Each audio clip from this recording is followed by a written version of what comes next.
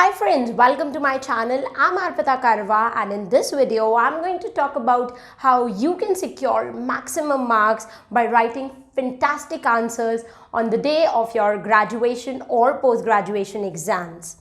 I know that all of you must be worried because exams are right around the corner. In most of the universities across India, the exam time is somewhere between April and May, and you all must be struggling with your preparation. So I thought of making a YouTube video wherein I can discuss my technique with you guys so that you can also become a topper of your university.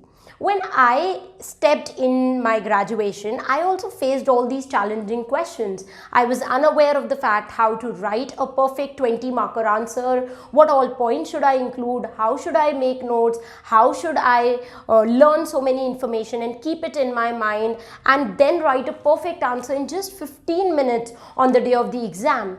And then by experimenting with a lot of techniques, I was finally able to devise a perfect method to write answers on the day of the exam. And guess what? That was the method which made me a topper.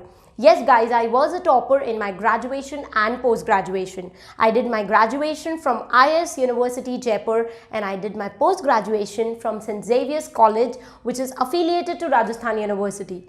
And in this entire academic period of 5 years, I was a topper, and all the techniques which I'm going to share in my videos helped me to become a topper. So watch this video till the end if you want to write excellent answers with least hard work on the day of the exam. So let's divide this entire process in few simple steps. The first step is to know what you need to study. So the first step is to choose the units that you're going to attempt on the day of the exam. You must be having 5-6 papers in your final exams, and 5-6 papers would be based on the age, on different ages or on literature of different countries. For example, there might be a paper on American literature or a paper on Victorian age literature. So in every paper you would be given about 8 to 10 units that you need to study. Units in the sense plays, poems or novels or even essays at times. Now you don't need to study all those units. Most of the time on the day of the exam you will find out that you would be asked to attempt any 5 of the 10 questions. So you would have options. So it's always better to know which 5 units you are going to answer on the day of the exam. Rather than preparing for all the 10 units and not preparing anything properly, it's always better to cut short your list and only prepare for 5 units, and that too thoroughly, so that if you get a question from any of these 5 units, you are able to write a perfect answer. So the first point is to make a list of the units that you would be studying for this particular exam. So after making a note of important units that you would be taking up and studying for this particular paper, it is important to begin analyzing previous year papers. I have always told you that whether you're preparing for a competitive exam or for a university exam, you should always look at the previous year papers. All these previous year papers help us to analyze the trend, help us to understand what kind of questions should we expect in the paper on the day of the exam. So a very smart student would always first look at the previous year paper and then start his preparation for that particular paper. So once you go through all the previous year papers and jot down the questions which have been asked from the unit you have selected, you will notice a pattern. You will notice that all these questions would either be of 15 marks or 20 marks, and the examiner is going to expect you to write about 6 to 8 pages for these answers. Now, it is important for you to understand the fact that it is not always easy to write an answer in 8 pages. Because if a question comes, comment on the symbols used in Virginia Woolf's To the Lighthouse, you might write about 2 to 3 pages, but then 8 pages, it's a big deal. So what to do in such cases? Also, you need to make a note of the time. You would be given about 20 to 25 minutes answering a question where you need to write 8 pages. So you need to be very smart. You need to actually remember the data you're going to write, because you cannot generate an answer right there during your exam. So a smart student would always know ways in order to elongate the answer. When I used to prepare for my exam, I used to always keep certain things handy, and I used to use that material everywhere in my answer sheet. For example, if I'm preparing a play like Hamlet, I would always have some points about Renaissance. I would always write something about William Shakespeare. I would always talk about the literary movement Hamlet was a part of. I would also talk about some intertextual references. I would also write certain quotations here and there in the paper. And there would be a lot of other things that I would include in spite of the fact what question is being asked from that particular unit. So all these things you will be able to understand once you analyze the previous year papers, because sometimes students read the entire play and go and attempt the paper, and on the day of the exam they figure out that in spite of reading the entire play, they were not able to write a proper answer because they have not prepared themselves well. So by understanding the previous year papers, you would exactly know what kind of questions you can expect and what the examiner expects you to write in that particular question. Finally, we land to the third important step, which is to prepare notes. Now, I have seen that a lot of students would never prepare their own notes. They would go to the market and buy some guidebooks. The most popular ones are by a publishing house, Ramji Lal. So the author of the book is Ramji Lal, and you'll find a lot of guidebooks available on different novels, plays and poems. Now, the problem with these guidebooks are that almost every student is going to prepare their answer from these guidebooks. So how are you going to stand out, and how your answer is going to be written in a different manner if compared to the other students' answer in your university?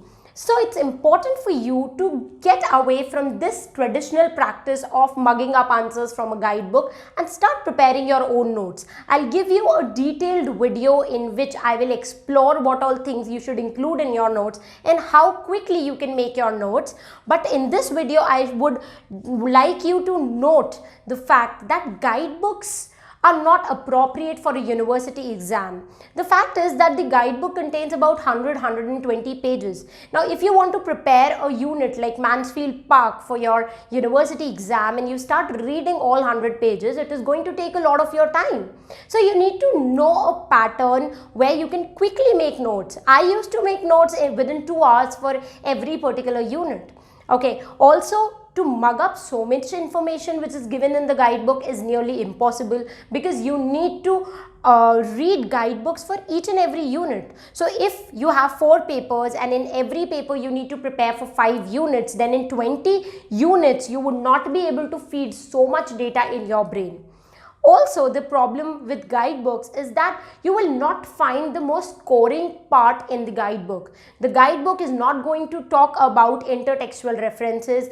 Guidebooks generally don't give you a list of quotations which you can use. Also, guidebook doesn't talk about the introduction to the age. So, Mansfield Park was written during the Victorian period, and the guidebook is not going to give you information about Victorian age, which you can use in your exam paper to show how well read you are to the examiner. So these are some demerits of guidebooks, because of which I always ask my students to stay away from guidebooks. The most perfect way to write a proper answer or to prepare notes is to use computerized notes. Open a MS Word document and start reading from different websites like Cliff Notes, Spark Notes, Grade Saver, and just copy material which you like in points and put them in your Word document.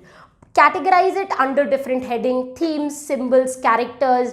Then you can talk about introduction to age, introduction to writer, and your notes are ready. So when I used to make notes, I used to hardly make notes for 6 to 7 pages long. You can get a sample of my notes so that you understand my note making process better if you can just drop a message on the WhatsApp number given above. Once you drop us a message on WhatsApp number, my team is going to forward you notes which were made by me, and you can analyze those notes to figure out how well you can make your own notes. I used to make my notes under different headings. For example, if I'm making notes on Pride and Prejudice, I would first include introduction to the writer, then I would include certain points on introduction to the age, that is the Victorian age, then I would talk about introduction to Pride and Prejudice, then I would also include certain critical comments on Jane Austen. I would next include certain intertextual references, certain quotations, and finally I would also jot down points analyzing major characters, talking about theme, symbols, motives. And this is how I used to make my notes within 6 and 7 word pages, and I used to learn them and write it on the day of the exam.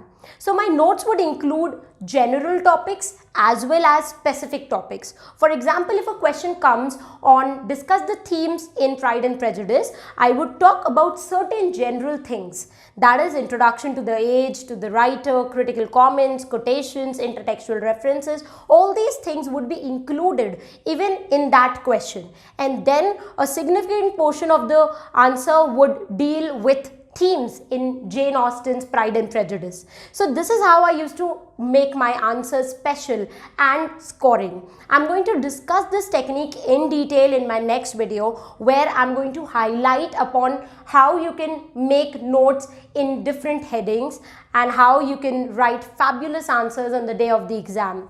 Apart from that, we are running a special GoNet quiz on our social media pages. So if you have not yet subscribed to the pages, then go and check the links in the description box. Also subscribe to this YouTube channel, because the next few videos would be really special for all the students appearing for university exams.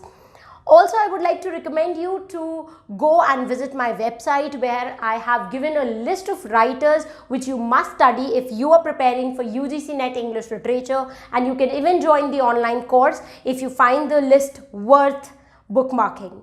So that's it for this video lecture. We'll meet soon in the next video lecture. Till the time we meet next, happy learning, keep loving literature, and stay tuned to arpitakarwa.com.